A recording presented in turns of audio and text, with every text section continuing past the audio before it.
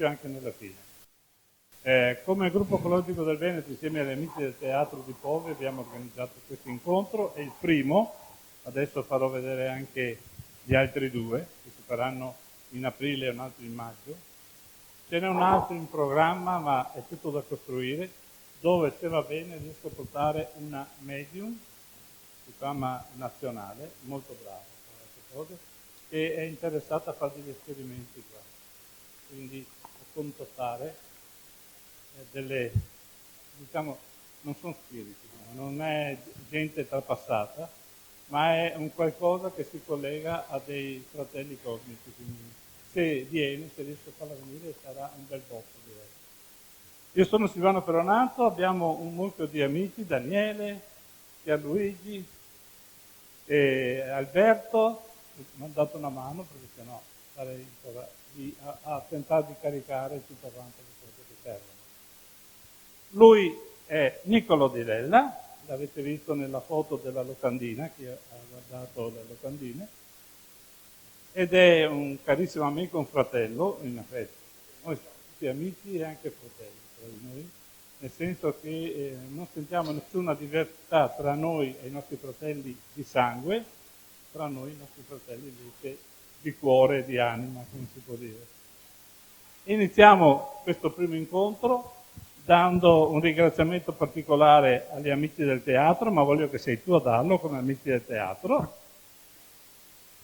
Grazie Silvano, è con onore che vi ospitiamo qui come gruppo ufologico del Veneto, il presidente Silvano Feronato, che tanto si dà da fare per divulgare queste importanti iniziative e notizie. Oggi appunto abbiamo Niccolò Di Lella, che è biopranoterapeuta e contattista, che dedica la sua vita a mostrare alle persone la via interiore che porta a risveglio spirituale, e lo fa attraverso la semplicità dell'amore. Opera attraverso conferenze, filmati, corsi e incontri di risveglio della coscienza, sia di gruppo che individuali. Attraverso la biopranoterapia aiuta le persone dal punto di vista fisico, mentale e spirituale. Grazie a Niccolò e grazie a Silvano. Grazie a voi. Grazie carissima. Prima di dare la parola a Niccolò, faccio vedere un qualcosa che mi è arrivato stamattina, riguarda la notte tra il 26, cioè il 16 e il 17 di febbraio, quindi molto recente, ma da una telefonata che mi è stata fatta dallo stesso nostro amico che non può venire perché ha bisogno di assistere i genitori che stanno male. Lui ha la sua compagna che è una contattista molto valida, ho avuto l'occasione di incontrarla, ed è eccezionale anche quella, ha fatto delle foto da casa loro verso il cielo. Ve le faccio vedere. Una è questa, si vede poco, il cerchietto lì che c'è in centro, non è che si vede poi molto, però andiamo avanti.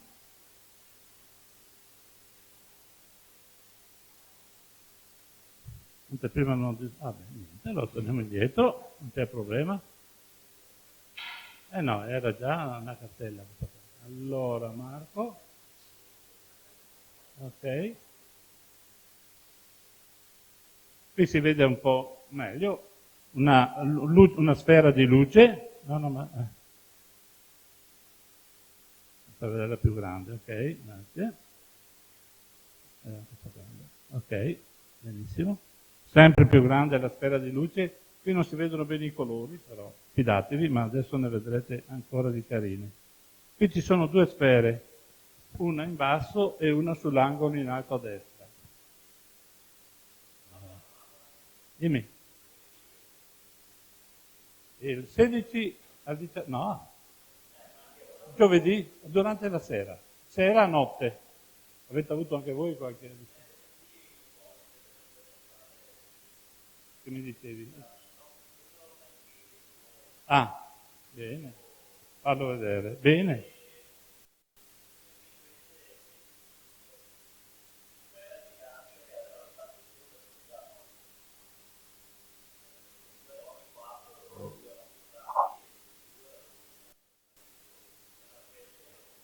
Non l'avete ripresa con fotografia? Sì, chiacchierare. Andiamo avanti con le foto, guardate questo. Questo nelle foto ha dei colori vivissimi, qui adesso quando si ingrandisce si perde un po' la lucentezza dei colori, ha dei colori vivissimi, stupendi, favolosi. Eccolo qui, e la figura è ferma, cioè non è che è mossa, è ferma, per cui quello che si vede è quello che hanno filmato realmente. Eccolo qui, si è scomposto dalla linea quasi retta che c'era, anzi longitudinale, si è trasformato in qualcosa di diverso. Ancora.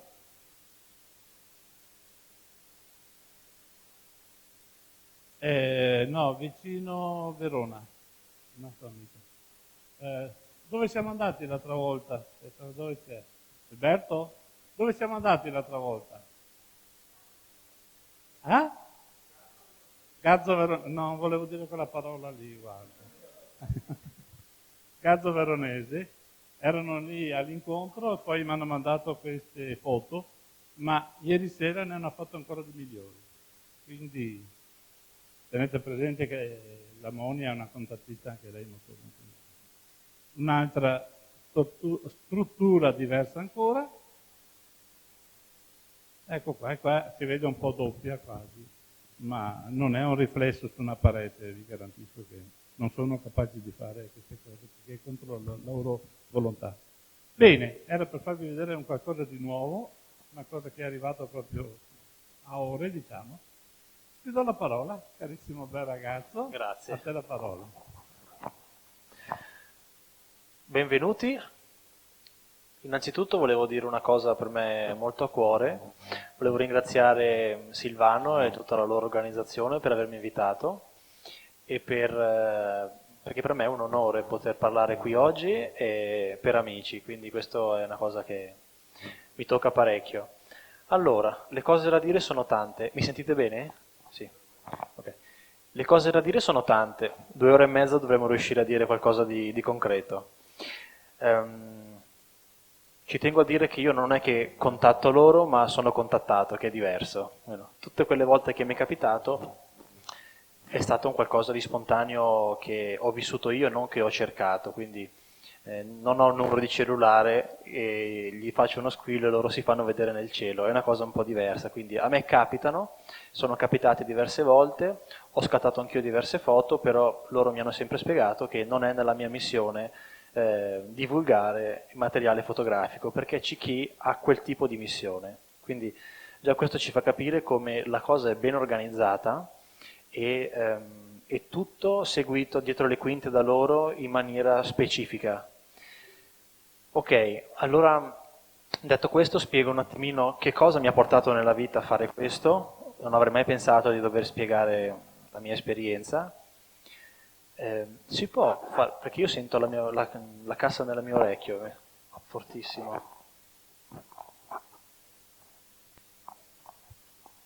Ok, oh grazie, io non mi sentivo. Ok, dicevo che non avrei mai pensato di dover spiegare poi la mia esperienza o delle mie esperienze della mia vita alle persone. La mia, diciamo, vita, essendo stata un po' strana fin da piccolo, ho sempre pensato che era un qualcosa da tenere ben stretto perché gli altri avrebbero fatto fatica a comprendere quello che io vivevo. Molto in breve, senza stare qui a dilungarci troppo, fin da bambino ho sempre avuto contatti con il mondo dello spirito.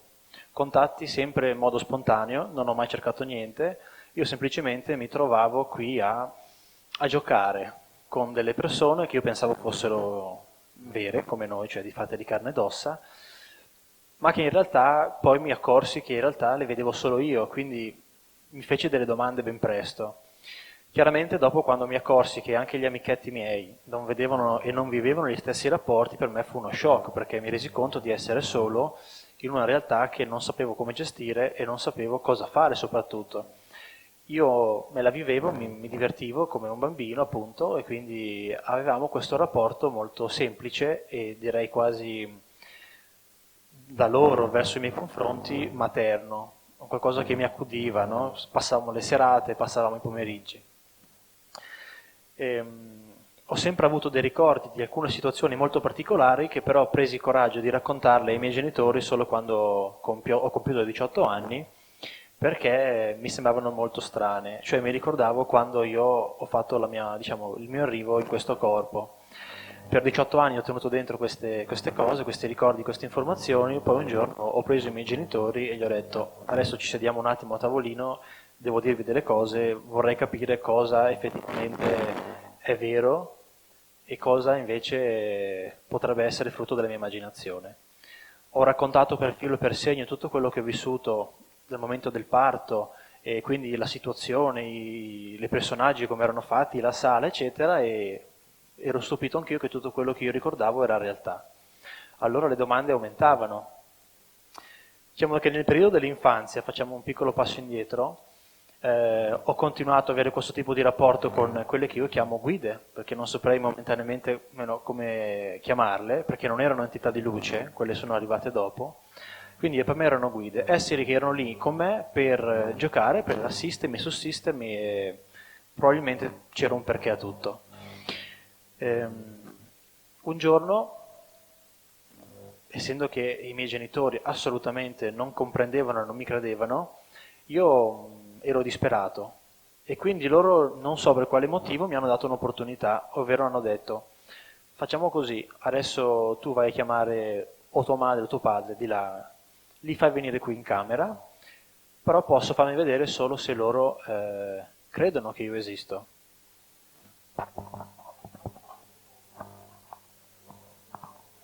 Vado? Ok. E io così feci, quindi implorai che stavano dormendo, poveretti, di venire in camera e vedere cosa stava succedendo, però chiaramente venne solo mia madre e lei era totalmente riluttante verso la situazione, quindi nel momento in cui entrò in camera questa guida scomparve. È stato l'ennesimo punto dove io ho detto, vedi, ancora di più adesso peggioriamo la situazione, perché già non mi credevano prima, adesso mi credono anche pazzo. E dopo ho avuto una seconda possibilità. La guida mi ha detto, guarda, prendi una macchinina, la fai mettere a tua madre dove solo lei sa, di modo che lei pensa che tu non puoi essere stato, la sto facendo molto in breve, a spostarla o a nasconderla, io la faccio sparire così lei crede che quello che tu vivi è realtà. E così feci.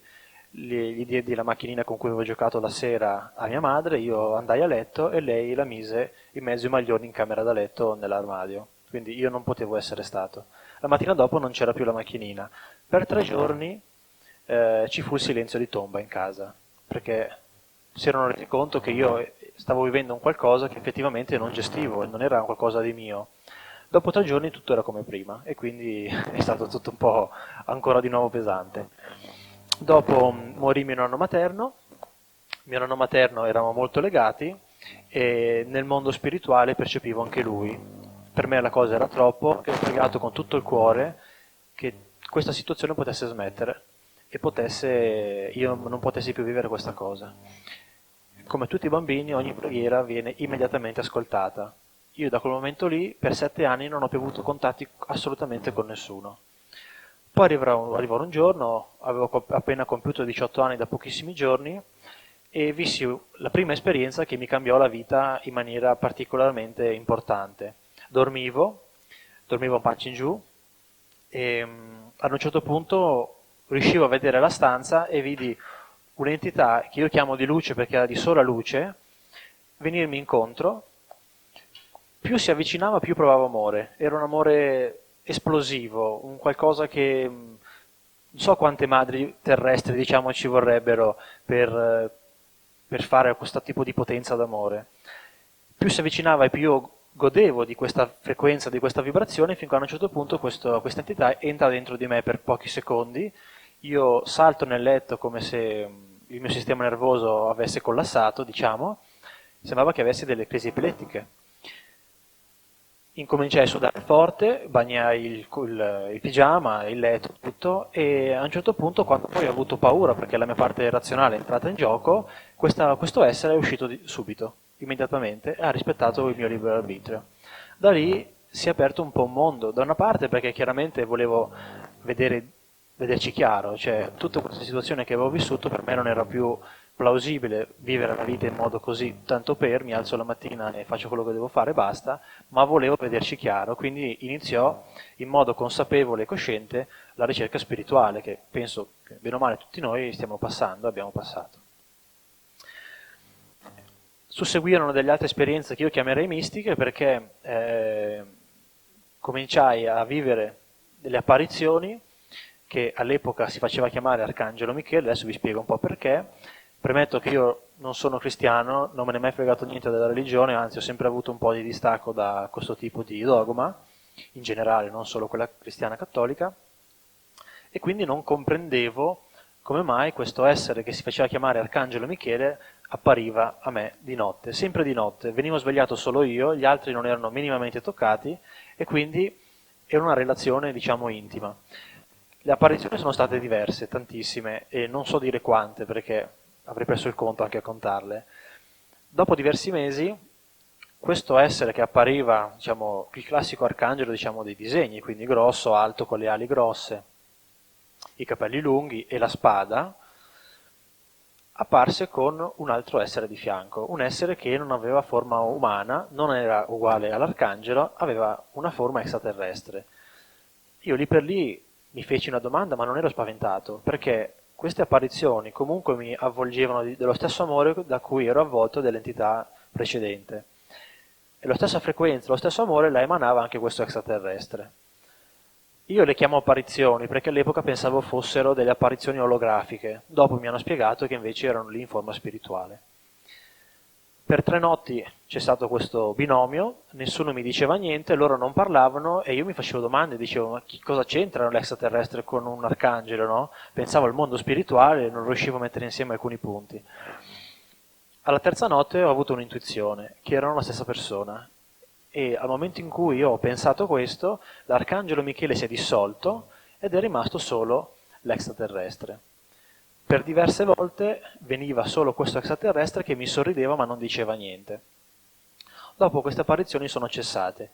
Dopo un momento io ho incominciato a ricevere dei messaggi spirituali da condividere con gli altri, ben precisi, che sono messaggi poi pubblici sul mio sito internet, però questi messaggi si fermavano comunque come arcangeli e quindi ancora a me non tornava, c'era un qualcosa che non tornava. Questo era, diciamo, il 2012 circa. Nel 2013 avviene questo incontro che in realtà ha cambiato la mia vita in modo ancora più forte, che ha fatto in parte anche piazza pulita intorno a me, ovvero io vado a letto di notte, come tutti, a un certo punto mi ritrovo in un posto che non era quello dove mi ero addormentato, ma era un posto di lago, eravamo al lago, non sapevo che posto fosse, quindi io era notte, mi guardavo in giro, un attimo spaesato, e a un certo punto sento di guardare in una direzione e in quel momento vedo atterrare un'astronave piccola, non era di grandi dimensioni. Io lì per lì, giustamente, indottrinati per bene dai film e tutto il resto che da cui noi siamo soggetti in televisione, ho detto adesso, ok l'extraterrestre dell'altra volta, ma in questo momento qua mi portano via, perché se vengono con l'astronave e siamo qua fisicamente è un bel casino. Invece no, si apre questo portellone, si apre, escono 6 esseri, alti così, molto bassi, di cui tanto così era la testa, tanto così era il corpo e intanto così c'erano le gambe, le ginocchia e i piedi. Infatti l'astronave che era più o meno atterrata, diciamo, al nostro femore, questi qui hanno dovuto fare un saltone per scendere dall'astronave, la cosa era un po' goffa lì per lì, tutta la situazione sembrava surreale. Quando li ho visti, loro avevano una carnagione azzurra molto chiara, gli occhi grandi neri e una veste luccicante, per farvi capire, non so se avete mai visto le vesti regali indiane, quando fanno gli sposalizi o comunque delle cerimonie sacre, che sono molto luccicanti, tutte ghirigorate, ecco, molto simile. Non mi hanno minimamente cagato di striscio, si sono sparpagliati per la zona di fronte a me, erano appunto in 6 e uno di questi è passato di fronte a me e ho visto che aveva in mano una provetta digitale, io la chiamerei digitale ma era tecnologica, non so cosa riuscisse a rilevare, e va a prendere dell'acqua dal lago.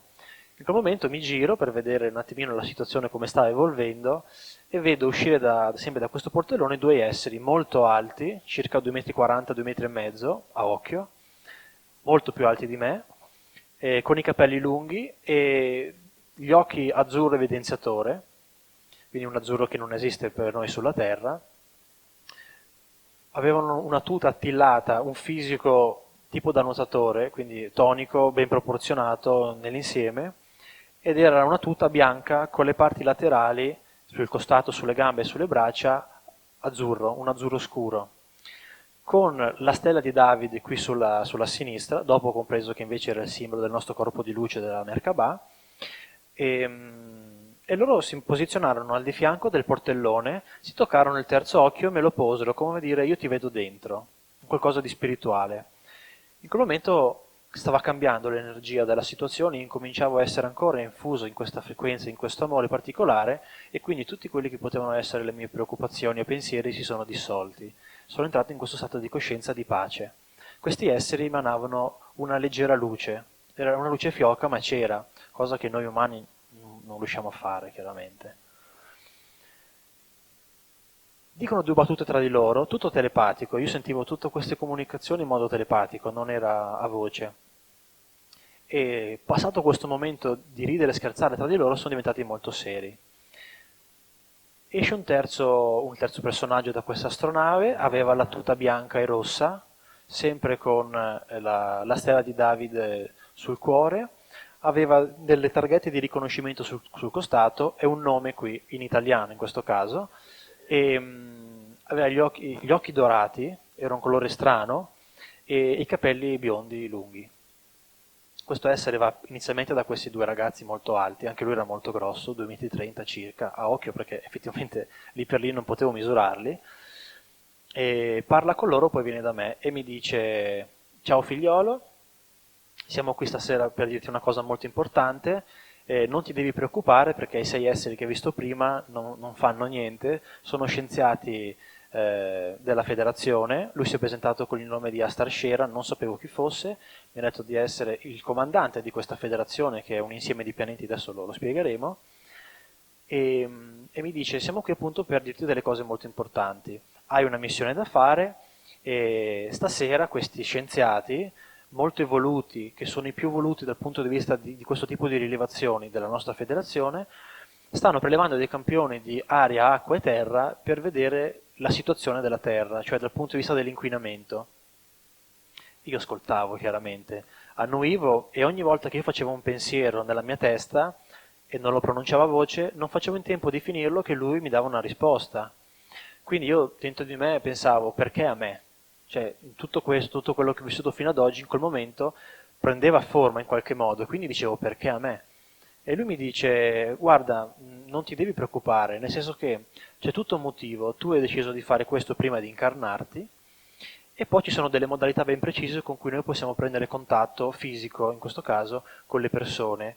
E io ho chiesto quali fossero queste modalità, ed sono 3. Dice: prima di tutto una somiglianza genetica, quindi ci sono molti umani che hanno somiglianza genetica con questi esseri. E già qua mi aveva aperto un mondo in pochissimi secondi. Dopo mi ha detto che era importante il fatto che aveva appunto prescelto di fare questa missione per la Terra. E la terza cosa, ha detto lui, non l'ho detto io, un'evoluzione spirituale di un certo tipo che potesse sostenere questo tipo di operato. Queste 3 cose insieme fanno sì che una persona può essere contattata senza esserne disturbata dal punto di vista energetico, prima di tutto, e fisico. E io annuivo, dicevo: ok, va bene. Mi dice: guarda, la Terra sta attraversando un momento molto delicato e molto importante, perché l'acceleratezza umana è arrivata a livelli ormai fuori dal limite, e quindi a causa delle armi nucleari che avete costruito, delle centrali nucleari che avete costruito e dell'inquinamento che ormai avete fatto, la maggior parte involontariamente, ma una parte anche volontariamente, sta mettendo a duro rischio la vita del pianeta. E mi diceva che praticamente ci vogliono pochissime di queste bombe per distruggere il pianeta. Quindi questo è uno dei motivi per cui, dell'incontro, diciamo in questo caso della mia esperienza, ma è anche uno dei motivi per cui loro sono qui sulla Terra e stanno prendendo contatti con noi, ci stanno osservando, sorvolano, vanno, vengono e sono anche già qui. Adesso apriamo un po' di finestre e dopo poi le chiudiamo tutte. Dopo mi hanno spiegato appunto che avrei dovuto parlare con le persone. Premetto che io in quel periodo era già circa 1 anno e mezzo che tenevo degli incontri, delle conferenze dal punto di vista spirituale, e loro mi hanno detto: ora devi continuare ad aiutare le persone a svegliarsi spiritualmente, ma devi divulgare la nostra presenza nell'universo, che non siete soli e che siete in pericolo dal punto di vista nucleare.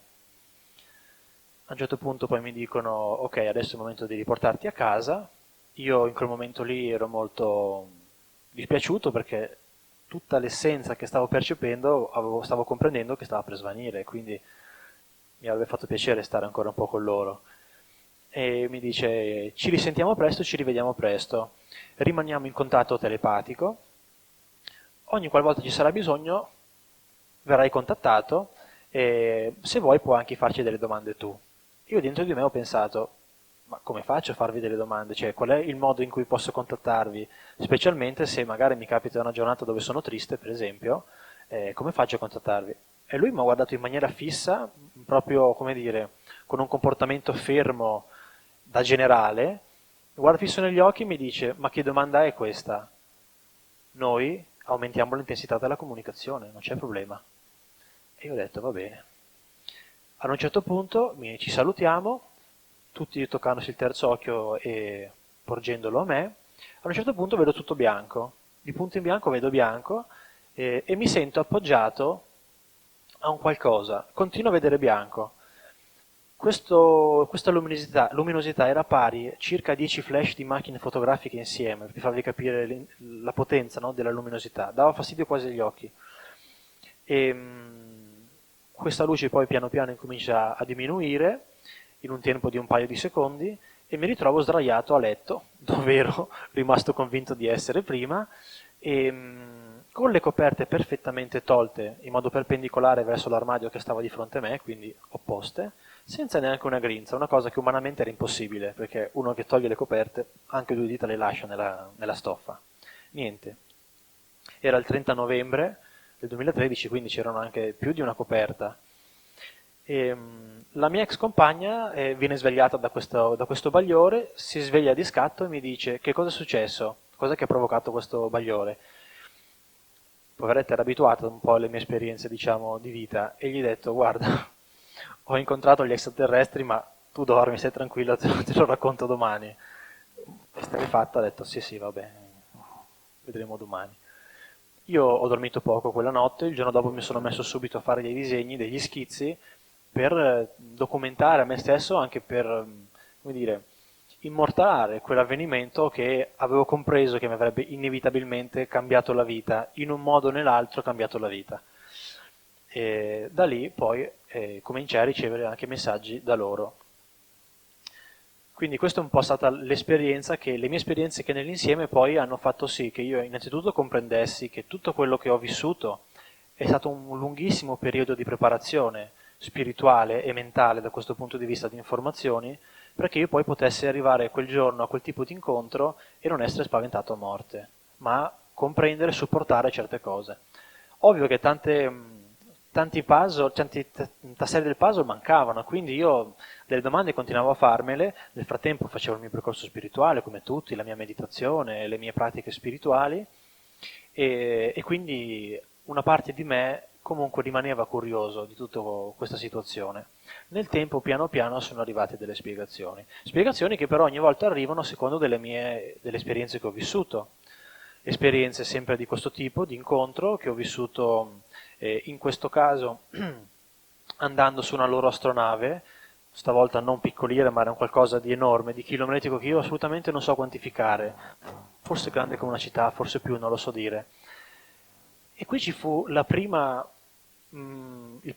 chiusura di un capitolo, ovvero c'è un'entità di luce che arriva nella mia camera, mi tocca, mi stacca dal corpo fisico e andiamo in questa astronave. E io non capivo cosa ci facesse un'entità di luce che io collocavo nel mondo spirituale con un'astronave. Non capivo niente. So che voi continuate a sentire non capivo, però mettetevi nei miei panni, io effettivamente ho passato diversi anni a non capire niente, quindi a vivere queste cose e solo la mia forza di volontà, la mia, diciamo, centratura spirituale mi dava il metodo per non andare fuori di testa. Arrivo in questa astronave e c'erano innanzitutto, scusate, gli due esseri grandi che dicevo prima, biondi, con la tuta bianca e blu, mi hanno detto di essere appartenenti alla popolazione di Sirio. Quindi io vado su questa astronave molto grossa e ritrovo loro con questo tipo di tuta e mi dicono che quella è un'astronave appartenente alla federazione, loro fanno parte della federazione e che volevano farmi visitare dove loro stavano, dove loro vivevano in sostanza. Quindi ho visto diversi saloni, ho visto diverse porte di come funziona la loro vita lì. Immaginate una vita nello spazio, con i pro e i contro chiaramente. Il loro pro è che spiritualmente sono molto più avanzati di noi, sono nell'amore incondizionato e quindi non percepiscono neanche fisicamente, per diversità proprio biologiche, questa mancanza del loro pianeta di origine, nel senso l'energia che loro riescono a riprodurre tecnologicamente nell'astronave è la stessa che si percepisce a terra, su Sirio in questo caso. Ad un certo punto un ragazzo che dopo è uno di quei ragazzi che era innanzitutto venuto a quell'incontro del 13 novembre, che era lì e mi faceva da guida, è uno di quei ragazzi che dopo ha continuato a darmi messaggi. E praticamente mi dice, leggendomi nel pensiero, non ti devi disturbare per la presenza di un'entità di luce con noi, perché noi collaboriamo da sempre. E io gli ho detto, come fate a collaborare con qualcuno di spirituale, voi che siete esseri più avanti di noi, ma comunque simili a noi, che cosa c'entrano le due cose? Dopo ho compreso che le entità di luce, in questo caso un'entità di luce, sono anche loro degli esseri extraplanetari, ma che appartengono in mondi che hanno raggiunto delle frequenze spirituali ancora più elevate di questi altri esseri, che sono diventati ormai di pura luce. In questo momento, cioè in quel punto ho capito, appunto, chiudendosi un capitolo, ho incominciato a fare dei tasselli e comprendere che ci sono vari tipi di civiltà, con vari tipi di tecnologie supportate e basate sulla propria evoluzione spirituale. Quindi abbiamo un universo ovviamente infinito, con una miriade infinita di pianeti, con civiltà diverse e di evoluzioni spirituali diverse.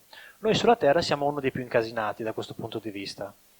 Più che altro perché abbiamo creato un grande pericolo di autodistruzione. E quindi questo mi ha fatto comprendere come mai ci sono astronavi che noi vediamo a occhio nudo, grigie, astronavi che vediamo di luce, quelle che sono fatte di metallo appartengono a razze più simili a noi come evoluzione anche fisica e spirituale, e quindi è tutto di tecnologico, il modo in cui riescono a volare nello spazio, a piegare lo spazio-tempo, eccetera, eccetera, eccetera. Altre razze che ormai sono di un corpo fatto solo di sola luce, hanno astronavi fatti di luce. E quindi questo è uno dei motivi per cui. Poi ci sono chiaramente tutte anche delle razze intermedie, dopo ho scoperto, che attraverso la loro tecnologia fisica riescono a plasmare la materia dell'astronave stessa, diventa un'astronave di luce e riescono anche loro a viaggiare in questo modo. In quel momento dopo loro piano piano ogni volta mi dicono delle cose e mi danno delle piccolissime indicazioni per la mia missione, mai mie personali. Io personalmente, per i fatti miei, da loro non ho mai saputo nulla, assolutamente nulla. Quando so qualcosa riguarda la missione e non è neanche niente di così frequente, è qualcosa che viene di rado. Ok, quindi questa è un po' la situazione che io ho vissuto e che adesso racconto semplicemente per informare della loro presenza, per far comprendere all'essere umano che siamo in una situazione molto importante, perché dopo una delle loro spiegazioni è che noi siamo in un momento storico ben preciso, ovvero la Terra è entrata dal 2012 a pieno, cioè completamente, nella banda fotonica, nella cintura fotonica emanata dal Sole delle Pleiadi che è Alcione, e questa cintura fotonica sta alterando con le sue frequenze, quindi con la potenza dei suoi fotoni, la frequenza terrestre degli esseri che ci vivono sopra, dico noi esseri umani. Questo come si traduce? Si traduce in una grandissima opportunità evolutiva, ovvero la nostra Terra, con il suo bel spazio-tempo definito, che esisteva fino al 2012 circa, in realtà la cosa è iniziata un attimino prima, al 2012 in maniera totale, a pieno ritmo, praticamente si sta incominciando a modificare la nostra dimensione. Una cosa molto pratica e tecnica. La dimensione è fatta dallo spazio e dal tempo, ok? Il tempo non esiste, esiste la luce. Essendo che noi siamo influenzati con una luce diversa, con una frequenza più alta, la nostra luce della nostra dimensione si sta andando a modificare, di conseguenza sta modificando il nostro spazio-tempo della Terra. Se ci fate caso, o se non ci avete fatto caso, fateci caso, le cose che facevate prima in 8 ore, ora non riuscite più a farle come prima. Ci vuole un pochino più di tempo. Ma voi siete sempre gli stessi, semplicemente stanno cambiando questi tipi di realtà. Questo si traduce invece nell'essere umano, i nostri corpi. Sappiamo tutti che noi abbiamo più di un corpo, sì? Ditemi di sì. Che non abbiamo solo il corpo fisico, abbiamo diversi corpi. Diciamo che 5 sono quelli più conosciuti, ma sono molti, molti di più. Cioè il corpo fisico, il doppio eterico, il corpo astrale, il corpo mentale e il corpo causale, ok? Questi corpi sono comunque corpi di luce che noi non riusciamo a vedere perché sono su frequenze diverse, l'occhio umano vede fino all'ultravioletto e quindi vede ciò che fa parte della materia in sostanza, o poco oltre. Quindi tutti questi corpi, compresi anche il nostro corpo fisico, sono influenzati da questa banda fotonica e quindi emotivamente, energeticamente siamo scossi e tutto questo si ripercuote noi nel nostro essere umano, nella sua complessità, quindi nel corpo fisico, nella parte emotiva del corpo astrale, nelle nostre convinzioni che stanno nel corpo mentale e chiaramente poi nel corpo causale, nel corpo spirituale. Queste due situazioni sono la situazione che adesso la Terra sta vivendo. Da una parte un grandissimo pericolo bellico, perché grandissimo pericolo? Perché vediamo cosa sta succedendo, no? Questi non sanno neanche a che gioco giocare, si divertono a fare guerre, no? Fa proprio schifo. Ed è assurdo che nessuno faccia niente, specialmente io mi rivolgo, perché loro si sono rivolti, dopo leggiamo dei messaggi, si sono rivolti ai giornalisti e loro dicono, possibile che loro, che hanno questo tipo di responsabilità informativa, non fanno niente, continuano a stare al soldo invece per tenersi un posto di lavoro? È assurdo, perché è un lavoro molto importante quello della comunicazione e se io do delle informazioni sbagliate o volutamente, cioè sono consapevole che io devo dire un'altra roba, ma per stare zitto e farmi andare bene una situazione ne dico un'altra, la cosa è molto grave, specialmente quando si parla di cose, di informazioni, in questo caso del loro rapporto con noi, perché adesso non è che abbiamo scoperto l'acqua calda, è più di 60 anni circa che ci contattano in maniera molto più concitata rispetto a prima. Ma soprattutto di quelle che sono le informazioni vere di vita, sono distorte, lo vedete alla televisione, vedete solo un sacco di cavolate con un obiettivo ben preciso, intristire l'essere umano, farlo diventare pauroso e quindi totalmente gestibile. Avete mai sentito al telegiornale parlare di 2 persone che si sono innamorate? Una persona, lo sport sì perché è lo specchietto per le allodole, come adesso lo stanno diventando le cose sugli animali. Fateci caso, quando c'è un servizio molto negativo, tra virgolette, dopo alla fine c'è un servizio sugli animali. Ok, così la gente continua a mangiare il biscottino. Ecco. Quindi il loro messaggio principale è un messaggio spirituale che ci dice dovete svegliarvi spiritualmente, perché ora avete l'altra opportunità, quindi l'altra parte della medaglia è che tutta questa situazione vi sta aiutando, spingendovi ad evolvere, e quindi avete tutte le carte per poter ora fare un salto spirituale. Noi siamo qui tra di voi, e tra di voi intendo anche proprio fisicamente. Ci sono un sacco di testimonianze di persone che fisicamente li hanno incontrati in pieno giorno. Ovvio, io dico sempre, faccio questa battuta, se voi li vedete con un cappotto, un cappello e gli occhiali da sole, non li riconoscete, vedete solo delle persone alte. Un giocatore di basket potrebbe essere una persona alta. In realtà no, perché il loro operato per fare in modo che nel caso in cui qui ci fosse un bisogno molto importante, cioè di intervenire immediatamente, ci deve essere qualcuno a terra, qualcuno in orbita e qualcuno che poi possa arrivare come rinforzo. Oggi parlavamo con Silvano e gli altri ragazzi che ho conosciuto oggi, che ho scoperto anch'io tramite il web perché in televisione non ho detto niente, della centrale nucleare che è esplosa in Francia. C'è un'immagine molto curiosa, e questo va ad avvalorare tante informazioni che i contattati hanno ricevuto, spesso anche denigrati, di quando le centrali nucleari stanno per collassare che loro arrivano ad aiutarci. Questo filmato, successo pochi giorni dopo l'accaduto, quindi non ancora ritoccato o censurato, mostra le fiammate enormi della centrale nucleare e un'astronave di fianco piccola nello schermo ma in proporzione era enorme, sigariforme, che era lì sopra. La stessa cosa è successa a Fukushima, a Chernobyl, è successo anche qui in Italia quando a Seveso una centrale nucleare in maniera simile è esplosa, simile esplode. Io abito lì vicino, quindi ne so bene, il fiume, il Seveso, non è più assolutamente toccabile da quando è successo, e, e quindi questo ci dà proprio le prove concrete, oltre a tutti gli operati delle persone che fanno fotografie o hanno altri tipi di contatti, che loro sono già qui. Quindi non dobbiamo uscire dall'ottica che questi esseri sono esseri da classificare. Questi esseri sono qua e sono palesemente conosciuti da tutti i governi, assolutamente. Successivamente a queste mie esperienze, un giorno io sento una voce nella testa, la classica voce, per farvi comprendere come avviene la telepatia, spontanea, ripeto, non la induco io, sono loro che contattano me. Voi non sentite una voce nell'orecchio, quella sarebbe la chiarudienza, è una cosa diversa. Voi sentite dentro di voi dei concetti ben precisi che esulano dal vostro ragionamento, che esulano dalla vostra modo di parlare e di essere, anche perché tante volte sono parole che io non uso e quindi devo andare sul vocabolario a ricercare quella parola cosa vuol dire. Sento questa voce che mi dice prendi carta e penna, ti dobbiamo dettare una lettera. Non me l'ha detto subito qui perché sennò probabilmente io avrei interferito un pochino, avrei fatto da filtro. Io scrivo questa lettera, la lettera inizialmente è scritta in prima persona e a un certo punto mi sto inventando tutto, vedi sono matto, ma stavolta me lo dico anche da solo, sono diventato pazzo. Metto giù la penna, dico qua basta, per oggi ho chiuso, e questo pensiero così forte è aumentato di intensità talmente tanto che io pensavo avesse rimbombato in tutta la stanza, invece ero solo io a sentirlo. Che mi diceva no, vai avanti a scrivere, è tutto vero, va bene.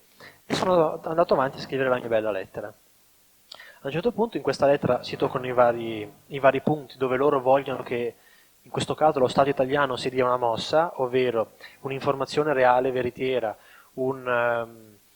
smettere di giocare col nucleare, e sono i due punti più importanti. Il terzo punto è che se lo Stato italiano e anche le altre nazioni dicono sì con il loro rapporto, noi possiamo entrare a far parte della federazione. Vi immaginate che cosa vorrebbe dire questo? Innanzitutto la perdita di potere dei governi, ma quelli sono fatti loro, poretti. Ma ci sarebbe tutto per tutti. Per farvi capire cosa voglio intendere, voglio farvi capire, vi racconto delle piccole chicche che ho visto in un viaggio che sono stato portato con un'altra persona, ben precisa che poi conosco, su Sirio. Là non esiste niente che fa rumore. Cioè, il sacro silenzio c'è dalla mattina alla sera. Non ci sono mezzi come i nostri, ovviamente, loro usano delle astronavi più piccole che non viaggiano nello spazio per spostarsi dai luoghi. Per andare da un luogo all'altro fisicamente usano il teletrasporto, quindi non fanno neanche più tanto fatica, e poi hanno le astronavi per i viaggi extraplanetari che sono diversi. Il pianeta è un pianeta molto particolare, potremmo dire un po' avveniristico dal punto di vista architettonico, ci sono delle strutture simili alle nostre ma fatte in forma diverse, cromate o chiare, molto chiare, e delle altre strutture che stanno in piedi centinaia di metri con un piccolo gambo che per noi non starebbe in piedi neanche un tavolo, ok? Queste sono tutte cose strane che a me hanno toccato vedendoli quel momento. Praticamente il loro stile di vita è uno stile di amore incondizionato, quindi dove loro partono con la loro evoluzione spirituale e partire dall'amore incondizionato e andare oltre con l'evoluzione, invece noi siamo a fare esperienze diverse qui sulla Terra, dobbiamo piano piano ritrovare noi stessi per comprendere che siamo amore, non che questo benedetto amore è al di fuori di noi, ma lo siamo già, bisogna riconoscersi.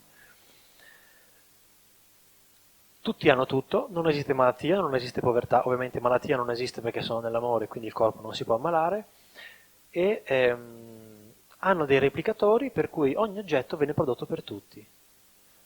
Quindi non è che non esiste il soldo ovviamente, non esiste l'economia, ogni cosa la possono produrre tutti. Questo vorrebbe dire la stessa cosa per la Terra se tutti gli stati della Terra sono d'accordo a dire sì, ok, accogliamo la vostra venuta. Quindi questo sarebbe quello che ci potrà, la nostra prospettiva di quello che potrà essere un futuro se la Terra entrerà a far parte di questa federazione. Sicuramente prima l'essere umano deve fare molto un lavoro su di sé. Di questo poi parliamo nella seconda metà dell'incontro di oggi.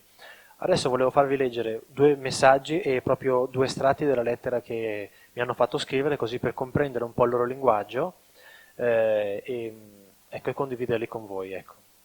Fiorella, grazie. 17 agosto 2015, ore 12:45, Palazzolo Milanese. Caro fratello, buongiorno a te e all'umanità intera. Siamo qui oggi nei vostri cieli per apportarvi aiuto e sostegno come da anni facciamo. La nostra strada incrocia la vostra per accompagnarvi ad una nuova comprensione ed apertura della realtà di molti fatti. State andando incontro ad un periodo importante sotto molti punti di vista, questo possiamo dire. Qualsiasi altro tipo di azioni al di fuori di voi dovrà essere combattuto con la pace e la forza dell'amore. Siate coscienti che vivete un periodo enormemente importante e va prima di tutto compreso. Altri di voi hanno bisogno di essere guidati per mano affinché possano comprenderlo. La situazione terrestre volge ad un limite empirico che assolutamente necessita di una presa di consapevolezza e cambio della direzione. Noi che da tempo comunichiamo non possiamo interferire con il vostro libero arbitrio, se non che l'umanità accetti che non è sola nell'universo e che si scrolli le informazioni volutamente rilasciate da ambienti governanti e paragovernativi. Fino a questo momento possiamo solo limitare i danni da voi prodotti, spesso volutamente, per preservare questo pianeta e mantenere inalterato l'equilibrio di questa galassia per il bene di molte specie viventi. Se i vostri governi avessero accettato la nostra esistenza come benevola già molto tempo fa, ora molto sarebbe diverso. Da tempo parliamo all'umanità dal profondo, senza più stare in contatto con gli stati per contribuire ad aumentare le vedute del popolo umano, ma non lasciamo l'ipotesi di nuovi contatti con i governi di popoli che continuamente ci ignorano. I vostri strumenti di comunicazione sociale stanno svolgendo una cruciale importanza comunicativa. Per questo vi invitiamo ad usarli con un criterio consapevole e di vibrazione positiva, affinché avvenga un'evoluzione informativa di massa. È questo che vi invitiamo a fare con questo messaggio: contribuire all'informazione tramite strumenti che arrivano a tutti. Diventare una catena informativa aiuta il processo terrestre che voi stessi state guidando. Ci congediamo. Amrita, astronave stellare siriana AZY 114, Federazione Galattica di Luce. Popolo di terra, aprite il cuore all'amore. 17 dicembre 2015, ore 9:10, Palazzolo Milanese, Milano. Siamo arrivati. È il modo in cui mi comunicano da sempre che da lì a poco inizia il messaggio telepatico, tempo in cui prendo carta e penna per la dettatura. Popolo della Terra, buongiorno. Mentre il Sole riversa su alcune zone del pianeta, noi siamo qua a guardare, ad osservare. Vi osserviamo, come sempre, per salvaguardare questo pianeta dalla distruzione e vediamo solo che nulla va come l'amore dovrebbe vivere e regnare in terra. Molte persone che negli ultimi tempi hanno aperto il cuore si sono fermate a se stesse, dimenticando che amore è servizio verso gli altri. In questo momento della Terra, in cui particolari sono le condizioni, più che mai si agisca all'unisono. Tutti coloro che si sentono di farlo agiscano senza rivangare il passato come scusa del presente. Ci rivolgiamo al pianeta intero. Ora è il momento di agire, è il momento di unire le forze per attuare un cambiamento che il pianeta ha bisogno. Molte anime si sono riattivate per questo ed è ora che si uniscano al popolo che è già attivo. Non sprecate altro tempo, ora è il momento. Da più di 50 anni le nostre comunicazioni si sono tenute per il bene più alto di ogni cittadino e per il pianeta Terra. Poco è cambiato ed è su questo poco che noi contiamo.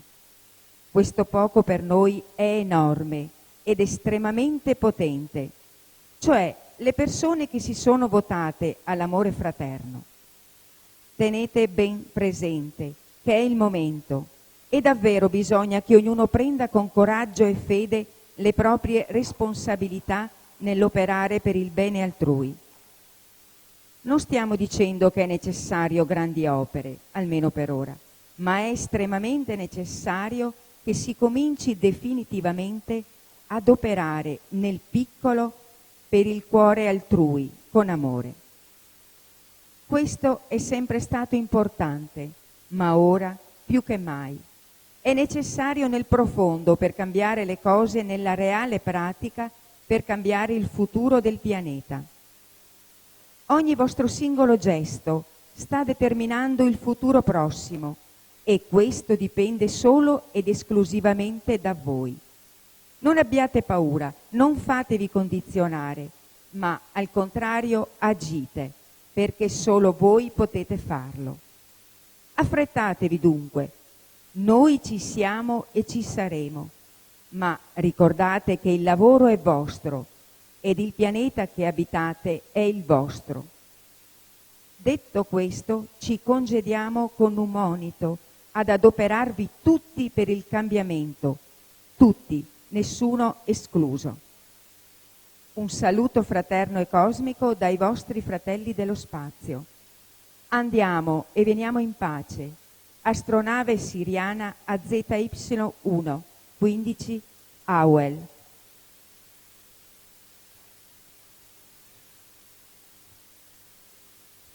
Questo è un estratto della lettera, questo che leggerò adesso, non tutto perché per non annoiarvi chiaramente, le parti più importanti che sono state poi spedite. Per sensibilizzazione intendono che così non è più decoroso andare avanti sul piano sanitario, sul piano economico, ma soprattutto ci stiamo autodistruggendo dal punto di vista bellico e atmosferico. Sappiamo benissimo delle armi nucleari e delle tecnologie distruttive che dispongono gli stati di tutto il mondo e della loro pericolosità, in quanto, come oramai ben noto, potrebbero cancellare la vita in alcune parti del pianeta Terra.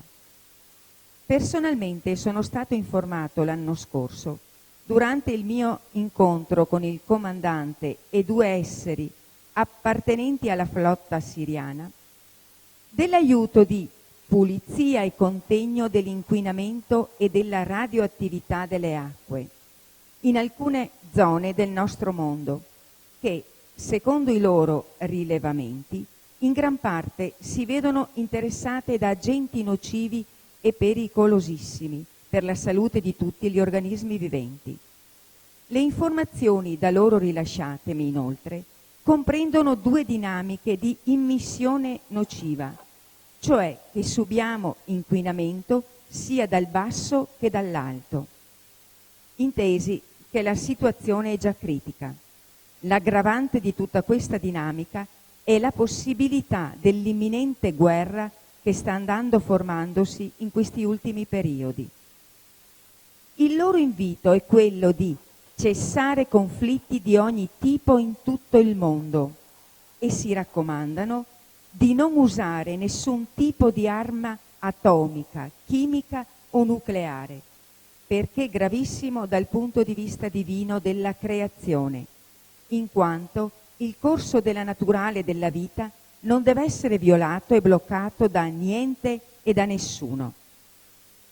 Volgiamo in questa situazione in tempi critici da una parte e magnifici dall'altra, perché si sta verificando un enorme risveglio interiore di massa che sta raggiungendo, dopo molti anni e sacrifici, una massa critica.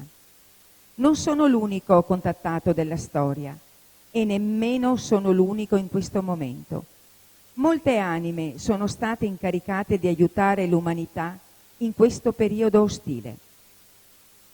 Ribadiscono per l'ennesima volta di accettare l'accordo ed i protocolli per entrare a far parte della federazione. È importante chiarire che i fratelli della Confederazione non sono assolutamente cattivi e ostili a noi, anzi, sono nell'amore incondizionato e vogliono aiutarci ad evolvere, soprattutto sul piano spirituale, ma anche dalla prospettiva materiale. Accettando i protocolli di contatto, riceveremo la tecnologia e la conoscenza medica per avere materiale di ogni genere in abbondanza per tutti, arrestando definitivamente povertà e malattia. Se questo non dovesse essere accettato e venisse deciso di andare avanti così come oggi, loro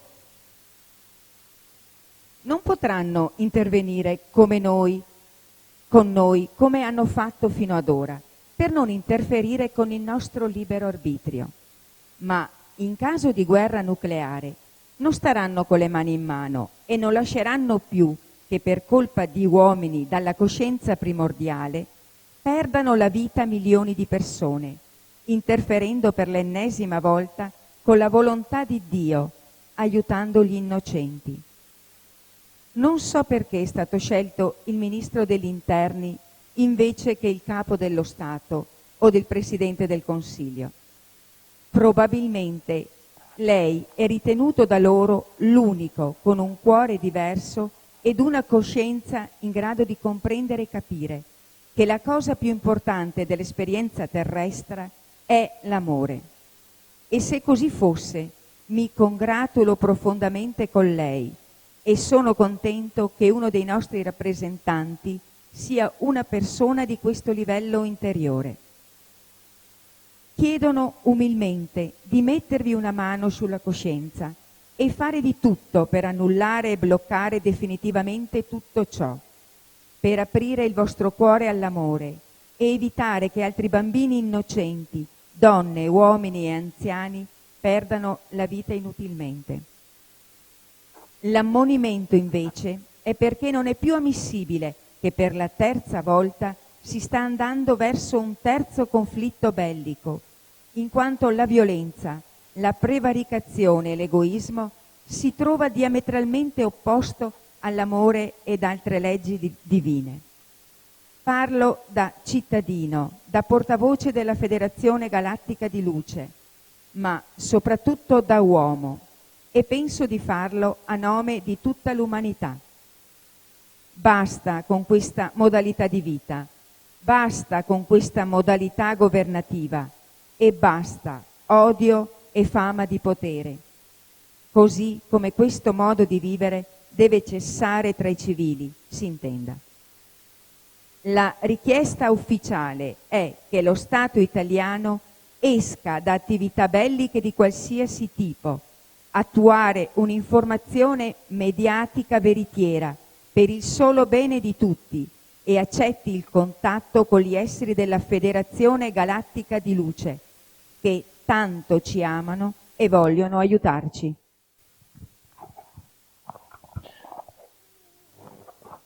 Alfano. Era Alfano.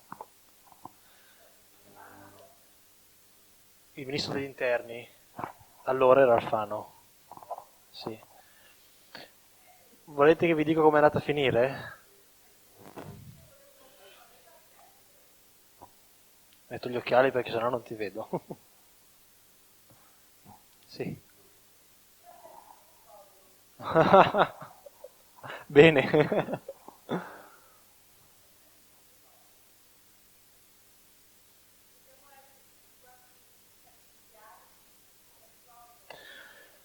Allora, c'è tutto un discorso dietro, nel senso che questa è una lettera, grazie Fiorella intanto, grazie mille, è una lettera rivolta a loro, cioè per fargli capire innanzitutto che, per fargli ricordare che non sono soli e che c'è tutta una situazione che ora esiste che prima non esisteva, cioè il risveglio globale.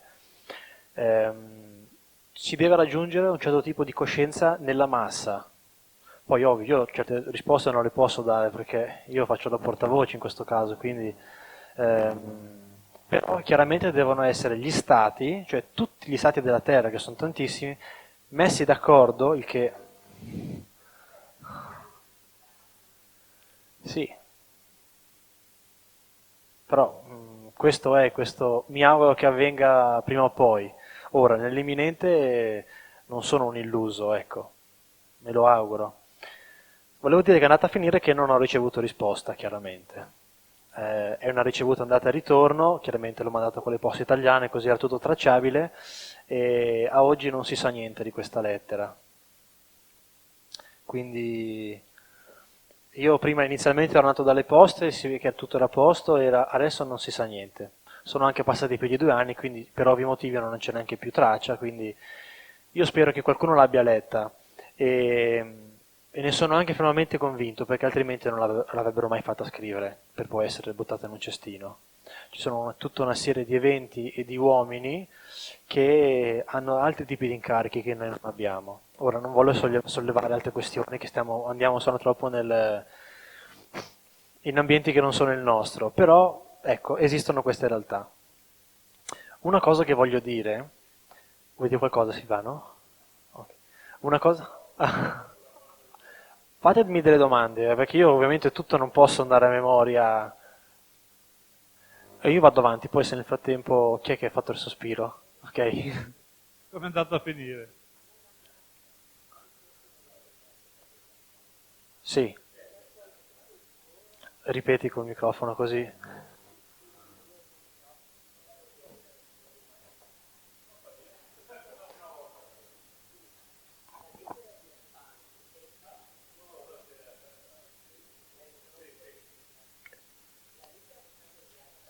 Sì.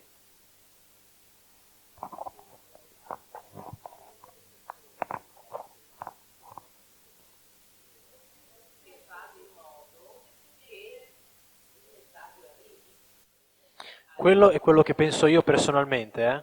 È una cosa che penso io personalmente perché altrimenti sarebbe assurdo il fatto che venga fatta una comunicazione, diciamo, ufficiale così importante per essere cestinata.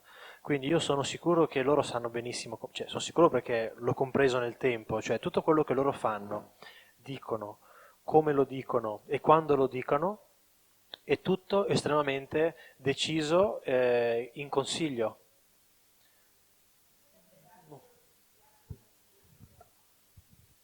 Prova. Sì.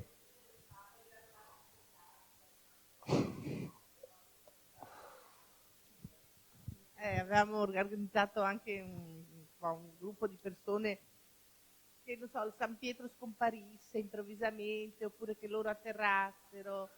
Ecco, una robina così magari davanti a tutto il mondo Non è da possibile. suggerirglielo. Non è possibile perché, come ha detto nella lettera, loro rispettano il libero arbitrio di chiunque. Per esempio, quando ha avuto questo tipo di incontro che poi ho scoperto essere a Baveno sul Lago Maggiore, loro mi hanno detto che loro hanno la tecnologia per ripulire immediatamente le acque, ma non lo possono fare perché ci sono dentro degli esseri viventi che si sono adattati nel tempo a vivere in quell'habitat. E se loro in un secondo, o comunque in pochi minuti, o che sia anche un'ora, ripulissero le nostre acque, loro morirebbero. Come noi, una volta che si entra in uno stato di amore, si rispetta, ci si sente una cosa sola con tutti gli esseri, non lo faremo neanche noi. Quindi, giustamente ci sono su 7 miliardi, 8 miliardi, quello che siamo, ogni volta che si guarda la recensione siamo miliardi, 1 miliardo in più, 1 miliardo in meno, non si capisce. Comunque 7 miliardi che siamo tutti d'accordo, ci sono migliaia e migliaia, cioè miliardi di persone che si devono risvegliare, ok? Quindi questa è una cosa, o tutti si risvegliano e si arriva a un certo tipo di evoluzione spirituale, allora lì sì, essendo tutti in pace, il fatto che si entri in contatto, cioè visivamente loro atterrino, è un conto. Non c'è violazione del libero arbitrio perché l'umanità è pronta a fare quello. In questo caso... Scusa, negli anni 60, a metà degli anni 60, c'è stato il gruppo durante la guerra del Vietnam Amici. di anime che si erano sì, l'amore fraterno, dei gruppi hippie che poi sono stati spenti. Con le droghe. Esatto, però appunto voglio dire, i nostri fratelli lo sanno che a noi basta poco per risvegliarci, cioè non è che ci serva tanto, anche mia mamma che ha 80 anni e che magari non sa niente di queste cose, che basta poco per risvegliarsi. A chiunque. Esatto, pochissimo. Cioè tu parli con le persone non di extraterrestri, ma parli di amore, di voglia di cambiamento, e tutti quanti si mettono a ballare. È così da una vita. Ecco, Cioè, voglio dire... è il gioco nostro della nostra non è evoluzione più- spirituale qui. Cioè saremo anche pronti, ecco, secondo me. E chi che si risveglia, voglio dire. Esatto, è quello che stiamo vivendo adesso. Quindi che ci vorranno 5 anni o 100 anni, dal punto di vista della storia della Terra è un niente. Quindi noi dobbiamo essere consapevoli che stiamo vivendo un momento estremamente importante, unico nella storia della Terra, dove stiamo andando verso altri lidi che non abbiamo mai conosciuto. Quindi chiunque vorrebbe che le cose cambiassero domani, però bisogna anche essere realisti. Se anche fossero che le cose nell'immediato vogliamo che cambiassero, dobbiamo anche fare qualcosa. Per esempio, una cosa che sembra una cavolata, ma il fatto che noi siamo qui oggi a parlare, a condividere questo, è la cosa più grande che potessimo fare. L'altra cosa che possiamo fare è un qualcosa di attivo. Cosa? Una lettera? Non sarebbe male. Qualcosa di attivo, di aiutare gli altri, in qualsiasi maniera noi riusciamo a farlo. Tante volte si aiutano gli altri anche con il proprio lavoro, non è che bisogna fare qualcosa, è importantissimo quello che si fa nella vita. Qualsiasi tipo di lavoro che si fa è importante, non ci sono differenze chiaramente. Quindi già il fatto che noi lo facciamo con amore, stiamo apportando un'informazione nell'inconscio collettivo diversa. Quindi quello che adesso noi stiamo facendo è portare, adesso vi spiegherò anche delle cose che mi hanno raccontato, come dobbiamo andare a cambiare, cercare di contribuire a cambiare l'inconscio collettivo per poter fare in modo che si verifichino eventi a livello globale per tutti. C'è una dinamica fondamentale. Questi esseri, per farvi capire quanto amano noi terrestri e quanto davvero fanno nello spazio, no?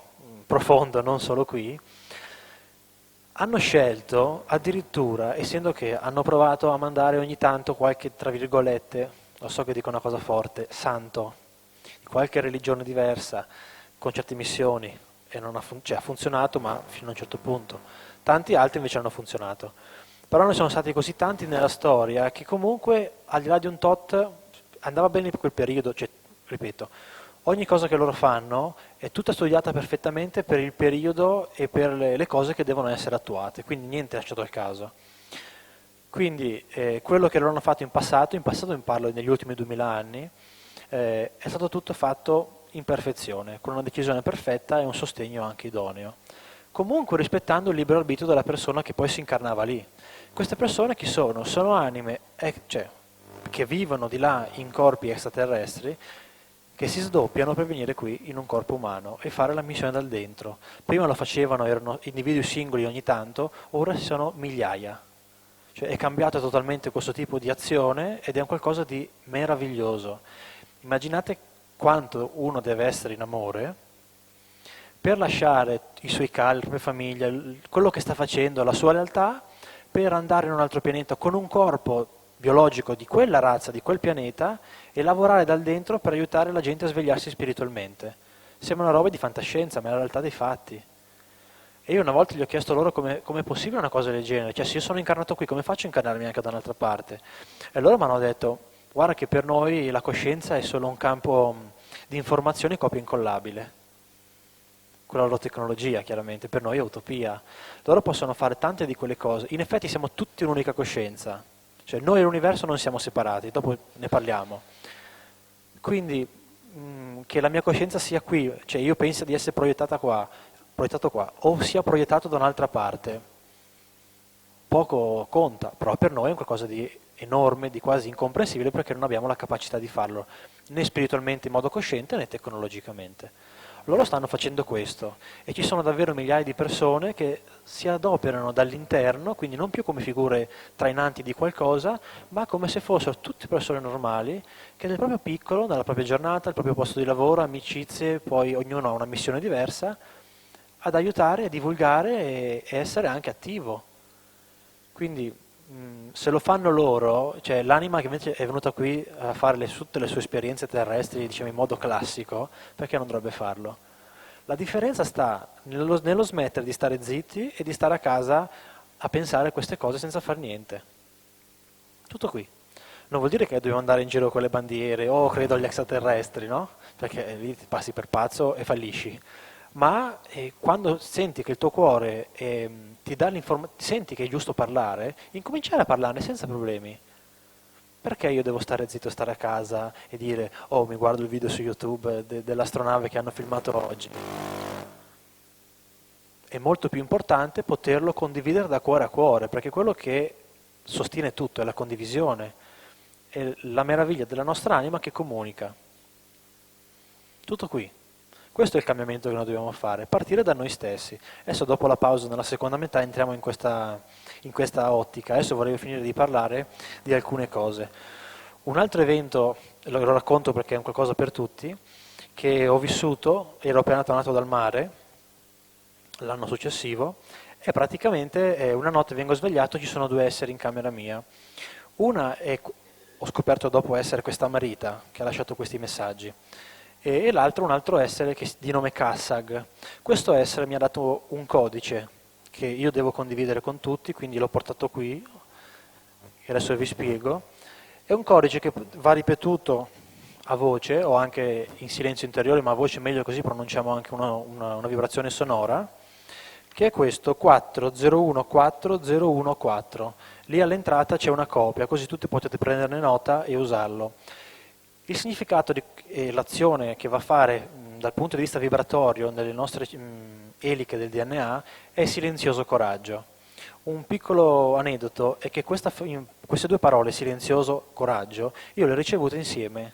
Sì, non è che ho sentito silenzioso coraggio, ho sentito silenzioso coraggio, due parole, pronto? Due parole nello stesso momento, e mi sono meravigliato di quanto il cervello è un'antenna così perfetta che addirittura può concepire informazioni diverse nello stesso attimo e comprenderle perfettamente tutte e due. È meraviglioso. Ok, quindi questo codice è per tutti. Silenzioso coraggio cosa vuol dire? Che è da usare innanzitutto in modalità tipo mantra, cioè ripeterlo alcune volte durante la giornata o nel momento di bisogno. Silenzioso coraggio, cioè fa trovare elimina la paura, essendo la paura del cervello e non è una cosa emotiva, va a lavorare sulla paura e fa trovare quella centratura e coraggio, ok? Ci fa comprendere la diversità di come noi intendiamo centratura interiore e le intendono loro. Cioè per noi è un qualcosa di quasi trascendentale, per loro è qualcosa di estremamente attivo, è diverso. Dopo, quando uno fa un percorso spirituale e incomincia a allontanarsi dalla mente e a osservarla, comprende che centratura interiore non ha niente di trascendentale, ma è un qualcosa di essere quello che sono, senza più essere identificato con nient'altro di falso che mi appartiene illusoriamente, e incomincio a essere me stesso. Ma purtroppo con l'informazione della New Age in tutti i campi, come centratura interiore spesso è arrivato un altro tipo di informazione o lo si è compresa in modo diverso. Ok, e questa è stata un'altra esperienza curiosa, perché in quel momento, dico la verità, non ho problemi, dopo che ho avuto questo colloquio con questo ragazzo, perché sono come noi, vado in bagno a fare la pipì, erano le 4 del mattino, io ero appena stato svegliato e sono andato in bagno. In quel momento sento che continua la comunicazione, ma con una nuova presenza che non capivo chi fosse. In quel momento alzo gli occhi e c'era il mio gatto seduto, avete presente i gatti come si siedono con la coda che gli fa il giro, ok? Seduto così, che chiedeva ad Amarita, mi fai una carezza? E lei gli dice, non posso fartela perché non sono qui in forma fisica. Io sono rimasto più allibito di questo che del codice, perché effettivamente è stata un'esperienza particolare. Quindi mi ha fatto comprendere anche quanto, non solo dal punto di vista informativo, gli animali sono telepatici, ma quanto noi non siamo in quel tipo di stato interiore. Io a un certo punto gli ho chiesto, non anche molto tempo fa, in un messaggio che avevo ricevuto, come avvengono queste comunicazioni. Perché loro mi hanno spiegato nel tempo che avvengono in 3 modi. Il primo modo è telepatico, il secondo modo è di influenza di informazioni, quindi un'influenza, stiamo parlando in un determinato momento, loro sanno che quella persona ha bisogno di quel tipo di informazione, perché ovviamente leggono il campo della persona, quindi non vi hanno libero arbitrio, ma lo aiutano a arrivare a comprensione di qualcosa, e tu hai la convinzione dentro di te di parlare di un determinato discorso. Questa è l'influenza che loro possono fare. Oppure come compenetrazione spirituale. Quindi non è una possessione, è un'altra roba, quella non c'entra niente. È una fusione spirituale, cioè la nostra coscienza, la loro coscienza si fonde con la nostra e noi parliamo, agiamo come se fossimo loro. Ok, quindi questo modo qui. Il fatto che loro sono qui in corpi fisici, umani, e il fatto che loro sono qua anche fisicamente ci fanno capire le 3 modalità in cui loro sono qui fisicamente. Spero di aver aperto un mondo da questo punto di vista, ma la realtà dei fatti, la cosa è meravigliosa, non siamo soli, non siamo mai stati soli. L'altra spiegazione che mi hanno dato è che chiaramente il corpo umano è stato prodotto in laboratorio da alcune razze, non mi hanno mai detto quali. Io anche quando ho insistito non mi hanno detto di no, nel senso, molto probabilmente ora l'essere umano non è pronto per sapere questo tipo di informazione. In qualche modo qualcuno ci sta arrivando, quindi loro avranno il loro compito di divulgare quello che scoprono. Nel mio libro che ho appena scritto ho fatto una scoperta di un dottore che questa scoperta l'ho pubblicata, abbiamo 145 geni alieni nel nostro DNA, di cui uno di questo è un gene che hanno scoperto poco tempo fa, che appartiene alla comunicazione e alla parola, che abbiamo solo noi e che i primati non hanno. Non solo, hanno scoperto che l'uomo di Neanderthal, l'Homo sapiens e l'altro che non mi ricordo in questo momento, scusate, cosa?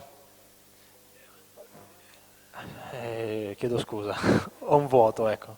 Comunque non hanno niente di conseguenziale come evoluzione genetica, ma non c'entrano niente tra di loro. Non ci cioè, da questo punto, da come è stata fatta questa scoperta, non c'è niente, cioè non è che hanno modificato uno, poi hanno modificato l'altro e andando così fino ad arrivare al sapiens sapiens che siamo noi. Ma hanno preso il primate e ne hanno fatto uno, poi ne hanno preso un altro e ne hanno fatto un altro, ogni volta sempre in modo più evoluto, fin quando noi siamo arrivati molto simili a loro dal punto di vista fisico. C'è da dire che qui sulla Terra è passato un po' di tutto, quindi tantissime razze ci sono passate, basta vedere tutte le filosofie antiche di ogni continente, c'è una storia scritta e tramandata della loro appunto storia passata che è stata fatta passare o come sacra o come mitologica, ma che in realtà tutti raccontano la stessa storia, ok? Quindi prima o poi si arriverà anche a quello, però questo ci fa comprendere che noi effettivamente siamo un essere molto complesso, ma davvero molto complesso. Abbiamo una parte con istinti da primate e quelli non li toglie nessuno, a meno che non ce ne distacchiamo in modo consapevole. Abbiamo una parte invece con delle informazioni che non appartengono a questo mondo, cioè informazioni che non derivano dalle esperienze della Terra, l'esperienza evolutiva dei corpi della Terra, eccetera, eccetera, eccetera, ma arrivano da informazioni di esseri che hanno vissuto esperienze diverse in altri mondi, con frequenze diverse, con realtà diverse, con un'energia totalmente diversa. Questo nell'insieme ha creato l'essere umano, che è qualcosa di altamente esplosivo dal punto di vista emotivo ed è un qualcosa che in realtà ci dà quella opportunità grandissima di evolvere qui sulla Terra, perché per venire sulla Terra c'è la fila. Effettivamente qua facciamo un lavoro evolutivo che in altri pianeti non si fanno. Quindi siamo tanto ambiti come tipo di esperienza per essere vissuta e poter evolvere. Ovvio, quando dopo vieni qua è tutto un gran casino perché sulla Terra non è facile, ma non è neanche niente impossibile. Quindi se volete fare delle domande ben specifiche fatemele, perché io ovviamente tutto non ci riesco ad arrivare da solo. Così dopo poi piano piano, ok. Gelato serve? Ah ecco, guarda, arriva da dietro. Allora, Si sente? Sì. Sì.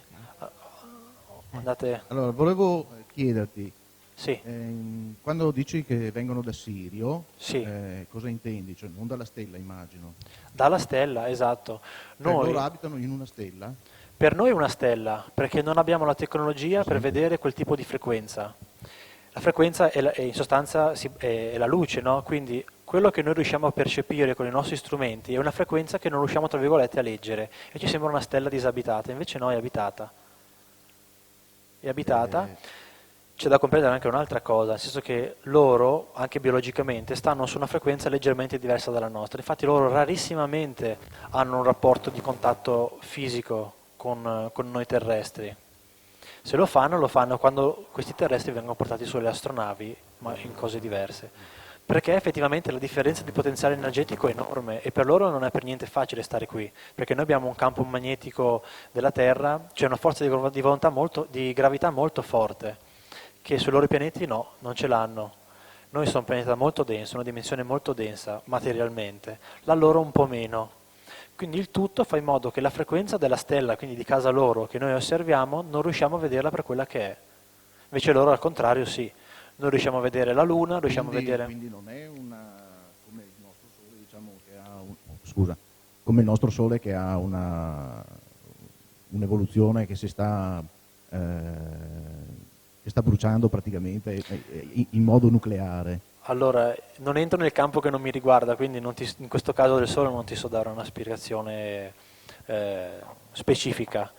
So solo dirti che effettivamente quello che mi hanno raccontato loro è che la motivazione per cui noi non vediamo questo tipo della loro stella, così come tante altre stelle, è questa. Stiamo su frequenze diverse. Allo stesso modo per cui noi non vediamo in questo momento qui le nostre guide, oppure non vediamo un defunto, ma in realtà semplicemente è vivo, ha solo lasciato questa frequenza e quindi ha abbandonato anche il corpo fisico di conseguenza, esiste in un altro stato, su un'altra frequenza, solo che il nostro occhio non la vede. Perché arriva fino all'ultravioletto, non va oltre. Ho capito. Poi come spettro. Ho capito, così. Poi un'altra cosa che mi ha messo un po' in confusione è il fatto che siamo stati creati in laboratorio. E questo potrebbe anche essere. Ma siamo divini lo stesso. Se siamo stati creati in laboratorio, come facciamo ad avere un corpo spirituale? Cioè, da dove viene? Questa è una bella domanda, ci vuole un po' di tempo. Allora, il corpo è l'ultima cosa a essere vista e concretizzata anche quando noi abitiamo un mondo materiale. Ci sono tutti gli altri nostri corpi che vengono, il primo corpo per esempio, il corpo causale, viene creato nel momento in cui noi veniamo nell'universo, cioè veniamo creati noi al di fuori della fusione spirituale col tutto e iniziamo il nostro percorso di sperimentazione. Viene creato il primo corpo, poi il secondo corpo, il corpo mentale, il corpo astrale, che appunto è astrale perché è gestito magneticamente anche dall'influenza degli astri, il doppio eterico e il corpo fisico. Quindi il corpo fisico è solo l'ultima macchina, tra virgolette, che viene fabbricata, tutto il resto c'è lo stesso. Se questi li hanno creati, se hanno creato l'essere umano in un laboratorio, hanno creato un corpo fisico. E basta. Come gli hanno fatto? Come gli hanno incollato il corpo spirituale? Se la cosa è stata incollata non ti so dare la risposta. Ma come fa un essere che è stato creato materialmente, con cose materiali, avere un corpo spirituale? Come fa ad avere uno spirito, un'anima? Ma quella esiste a monte del corpo fisico, sono due cose separate. Cioè, infatti il corpo poi a un certo punto muore e noi continuiamo a esistere in altre forme, chiaramente. È solo un discorso a un certo punto di incarnazione nel corpo stesso. Quindi quando noi veniamo qua a fare la nostra esperienza fisica, ci ancoriamo in maniera illusoria perché la nostra coscienza comunque è tutta uno, con tutti noi, con tutto quello che esiste, e rimaniamo qui in questo corpo e ci rimaniamo fin quando finiamo la nostra esperienza spirituale. Cioè l'anima che decide di venire sulla terra e dice oh che bello questo corpo, mi serve per fare un'esperienza ben precisa, che solo le condizioni in questa terra, in quella determinata nazione, con le determinate persone, ok, mi servono. E l'anima si incarna.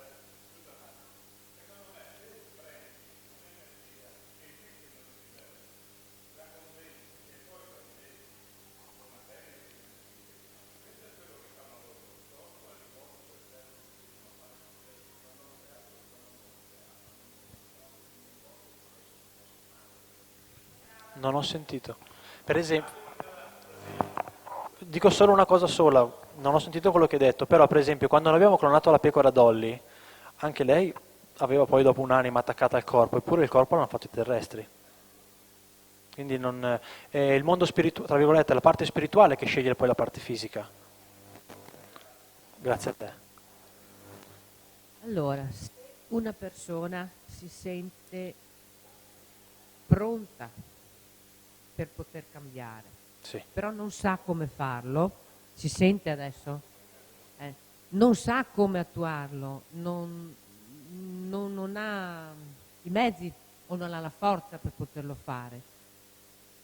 Come? Si può chiamare aiuto, chiedere aiuto, arriva l'aiuto se uno lo chiede. Allora, sì, chiaramente sì, però io voglio cercare di far capire questa situazione da un'ottica ben precisa, ovvero